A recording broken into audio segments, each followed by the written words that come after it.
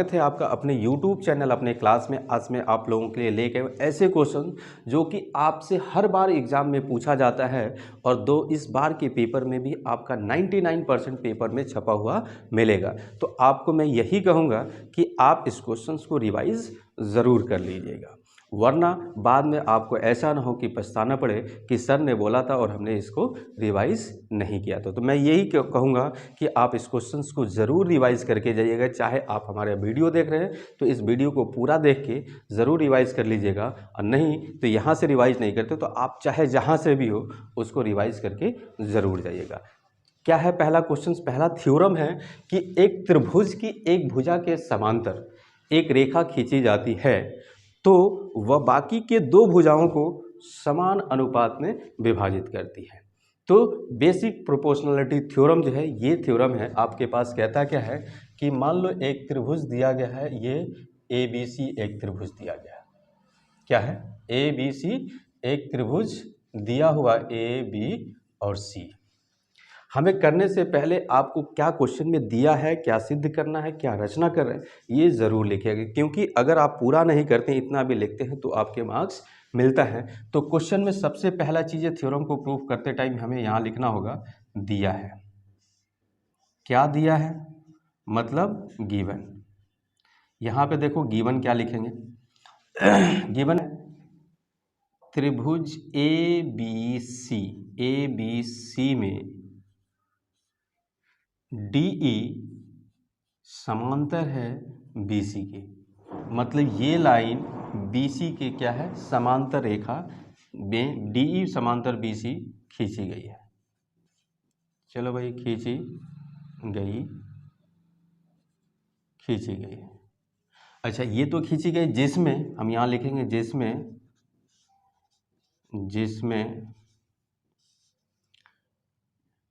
D जो है AB पे D और BC को, जिसमें AB को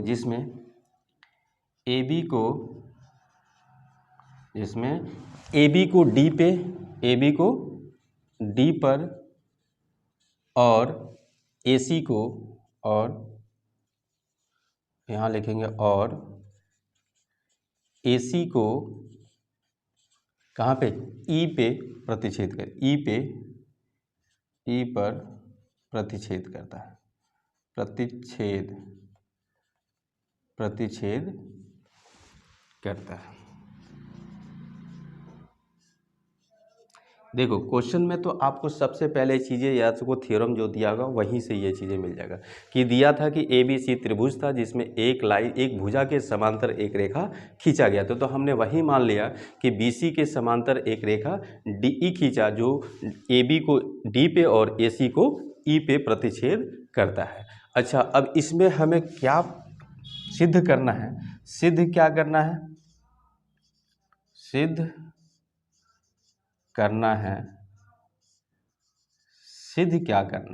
तो देखो सिद्ध क्या करना था, इसमें बोला था कि जो दो भुजाओं को प्रतिच्छेद करता है कि वह समान अनुपात में विभाजित होता है। समान अनुपात का मतलब ये भुजा और ये भुजा समान अनुपात में विभाजित होता है, मतलब AD बराबर अपॉन कितना? BD। AD upon DB is equal to AE upon EC, AE upon EC। तो क्वेश्चन में आपको ये दिया था और प्रूफ क्या करना है, उसमें सिद्ध करना है कि AD upon DB equal to AE upon EC को। तो यही चीज़ें हमने लिखना क्वेश्चन में। ये दो भुजाएं हैं, समान अनुपात में प्रतिच्छेद करता है, मतलब ये दो भुजा में विभाजित हुआ, ये भी दो भुजा में विभाजित हुआ, मतलब ये और ये का रेशियो, इसका और इसका रेशियो बराबर होगा। अच्छा, अब एक चीज़ देखो, इसमें हमें क्या करना होगा, प्रूफ करने से पहले एक रचना करना पड़ेगा कि B को E से ज्वाइन कर दो और C को E से क्या कर दो? मिला दो। तो हम यहाँ पे एक काम करेंगे, यहाँ से B को किससे मिला दिया? B से E से, और C को E से मिला देंगे। यहाँ पे लिख देंगे रचना। क्या रचना किया हमने? एक तो रचना क्या है कि B को E से और C को D से मिला दिया। B को E से और B को E से और C को D से मिलाया। अच्छा, ये मिला दिया हमने, चलो मिला दिया। और भी कुछ रचना करना है, इसमें एक रचना और कीजिएगा कि ई से ए बी पे यानी ए डी पे एक परपेंडिकुलर है, यानी लंबवत लाइन जो होता है, मतलब यहाँ से एक परपेंडिकुलर लाइन आप यहाँ पे ड्रॉ कर दिए, यहाँ से ये और यहाँ से ये भी। अब देखो मान लो ये एफ और ये हो गया आपका जी, मतलब एक परपेंडिकुलर लाइन क्या कर दिया, लंबवत लाइन, ई से ए डी पे लंबवत और डी से एफ पे परपेंडिकुलर लाइन। मतलब एक चीज़ और लिखेगा यहाँ पे कि क्या, कि D F perpendicular to D F perpendicular है। ये जो लाइन है डी एफ है, ये परपेंडिकुलर किसके है, ए सी के, डी एफ परपेंडिकुलर टू ए सी, यानी लंबवत जो लाइन है। और ई जी जो है एंड और ई जी परपेंडिकुलर है, यानी लंबवत लाइन है किसके, ए बी के। ये चीज़ें हमने ड्रॉ किया, मतलब डी एफ जो है ए सी पे परपेंडिकुलर लाइन किया और डी एफ को ए सी के परपेंडिकुलर और ई जी को हमने ए बी के परपेंडिकुलर किया। इतना तो हमें लिखना ज़रूर पड़ेगा। इसके बाद से और कुछ काम करना है। अब हमें क्या करना है, प्रूफ करना है। इसको क्या करना है, प्रूफ। तो प्रूफ जब आप करेंगे, PROOF लिखेंगे, क्या लिखेंगे इसमें, प्रूफ, सिद्ध क्या करेंगे। अब देखिए आपके सबूत क्या क्या है वो चीज़ें आपको दिखाना पड़ेगा, तभी तो ये चीज़ें प्रूफ होगा। अब प्रूफ करने से पहले सबसे पहले एक चीज़ देखिए कि ये जो त्रिभुज है BDE और CED, ये दोनों त्रिभुज जो होता है कौन कौन सा, यहाँ से ये देखिएगा त्रिभुज, ये और ये त्रिभुज, ये सिर्फ ये त्रिभुज।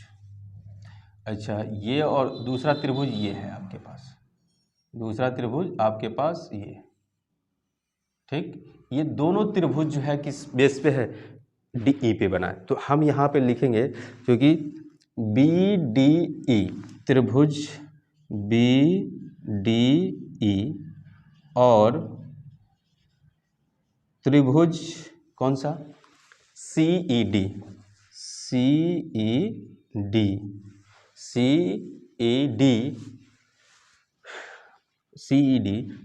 मतलब सेम, समान आधार, एक समान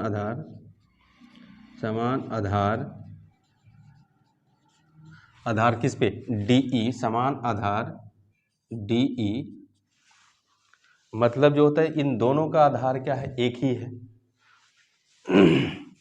समान आधार और समांतर भुजा के बीच में है त्रिभुज, ये और ये समान आधार और समांतर, मतलब DE और DE समांतर भुजा के बीच में, और समांतर भुजा, समांतर लिख सकते हैं, समांतर भुजा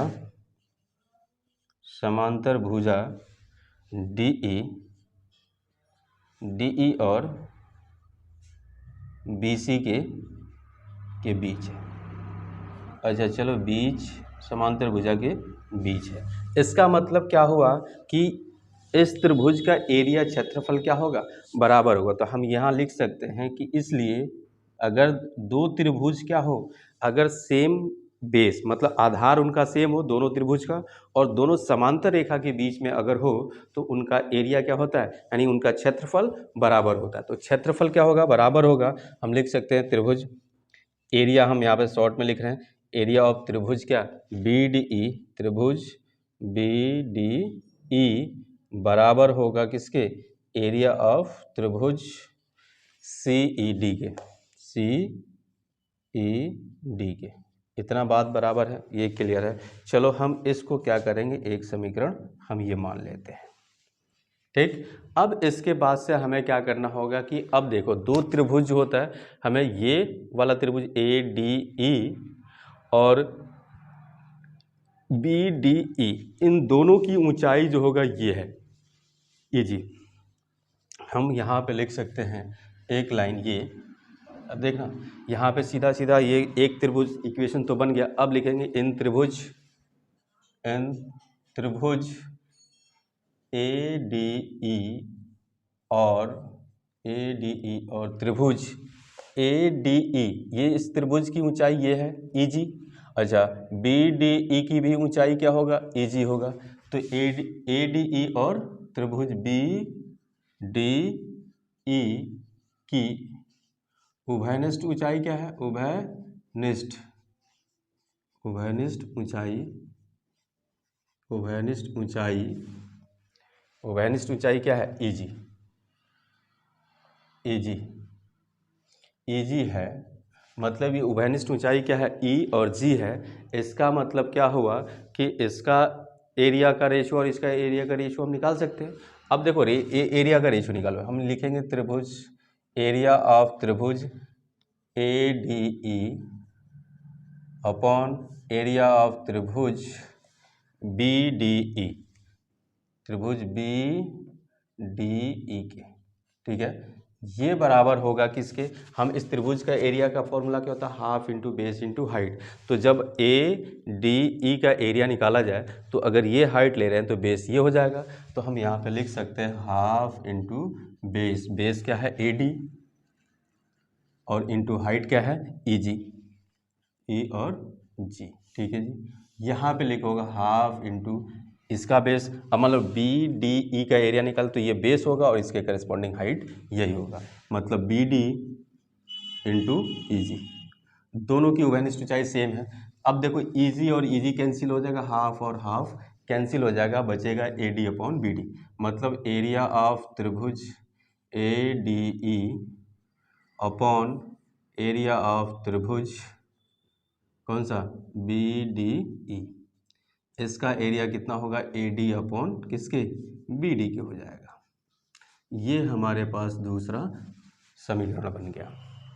एक समीकरण और बना देना है, पहले तो हम दोनों त्रिभुज को लिखा, इसके बाद यही त्रिभुज और ये वाला त्रिभुज का रेशियो नहीं, इनके देखो सी ई डी का जो ऊंचाई है ये डी एफ होगा और ए डी ई का भी ये उभयनिष्ठ ऊंचाई है दोनों का, क्योंकि ए डी ई का ये भी ऊंचाई है और ये भी ऊंचाई है, दोनों में ऊंचाई दिया हुआ है, तो हम किसी तरीके से भी एरिया निकाल सकते हैं। अब यहाँ पे एक लाइन और लिख दीजिए इसी चीज़ को, क्या, क्योंकि त्रिभुज ए डी ई और क्या, सी ई डी, त्रिभुज सी ई डी की उभयनिष्ठ ऊंचाई कौन सी है, उभयनिष्ठ ऊंचाई जो है, उभयनिष्ठ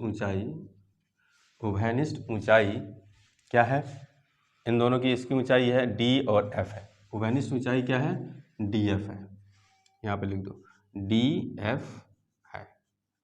दोनों की कॉमन ऊंचाई है तो हम दोनों का एरिया एक बार फिर इनके एरिया का रेशियो निकालो।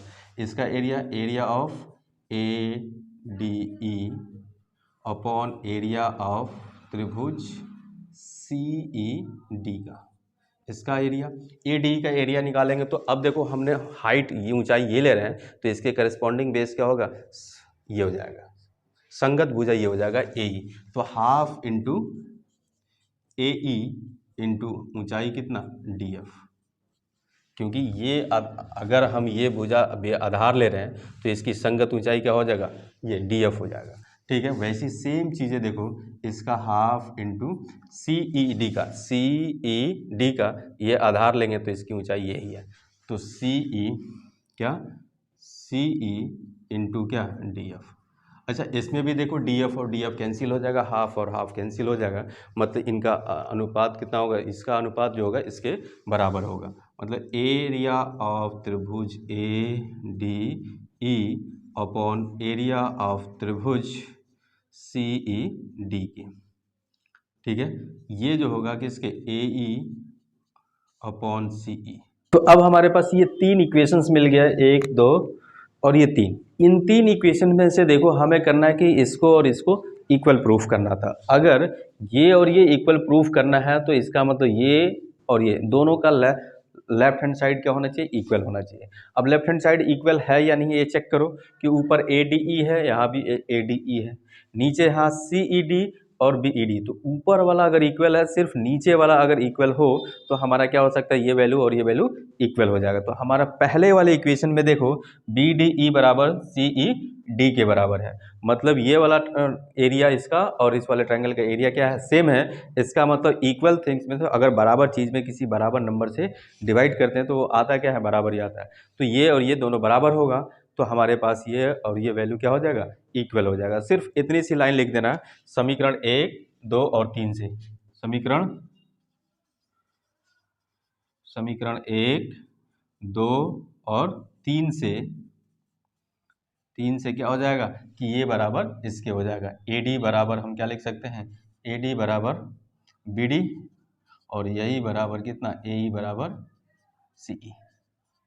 तो ये हमें प्रूफ करना था कि देखो अभी ये ट्रायंगल के अंदर दोनों साइड क्या हो गया, समानुपाती हो गया, मतलब सेम प्रोपोर्शंस में आ जाएगा। और यही चीज़ें हमें क्या करना था, प्रूफ करना था। अब मान लो अब एक दूसरा थ्योरम है आपके पास, पाइथागोरस थ्योरम। इस थ्योरम को भी आप रिवाइज कर लीजिएगा, नहीं तो मैं आपको वीडियो बना के अपलोड कर दूंगा। बस 2 थ्योरम बता रहा हूँ आपको कि एक तो है बेसिक प्रोपोर्शनलिटी थ्योरम जिसको BPT थ्योरम बोलते हैं, और दूसरा चीज़ें होता है पाइथागोरस थ्योरम जो होता है। ये दोनों थ्योरम बहुत ही इंपॉर्टेंट है और हर एग्जाम में पूछे जाते हैं। एक तो मैंने आपको सोल्यूशन दे दिया, दूसरा आप क्या कर सकते हैं, इसमें से चेक कर सकते हैं, आपने अपने बुक के पास भी अगर थ्योरम को देख सकते हैं। अगर उससे भी नहीं होगा तो मैं वीडियो बना के अपलोड कर दूंगा। वीडियो अगर अच्छा लग रहा हो तो लाइक शेयर सब्सक्राइब करना ना भूलें।